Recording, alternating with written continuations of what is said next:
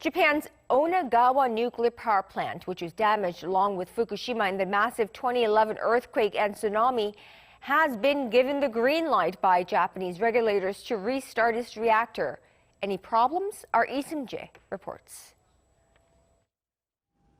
It's been more than 8 years since an enormous magnitude 9.0 earthquake and tsunami sparked the Fukushima nuclear disaster.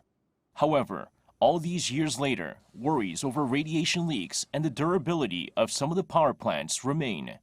Despite that, Japan's Tohoku Electric Power says it has won initial regulatory approval to restart a reactor at its Onagawa power plant, which was the closest nuclear plant to the epicenter of the 2011 earthquake.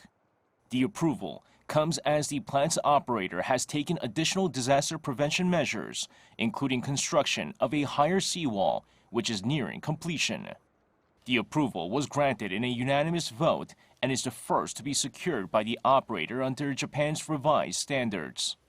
However, before the reactor can be restarted, the plant is still required to institute further anti-disaster measures, which are expected to be completed sometime in 2020 and receive consent from the local government.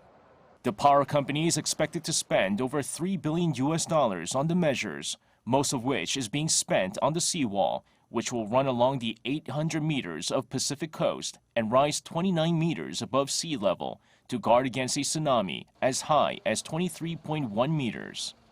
Meanwhile, Tokyo Electric Power Company says radioactive rainwater may be leaking into the ground at the Fukushima Daiichi nuclear power plant, as rainwater leaving the ducts of one of the exhaust stacks was reported to contain high levels of radioactive materials.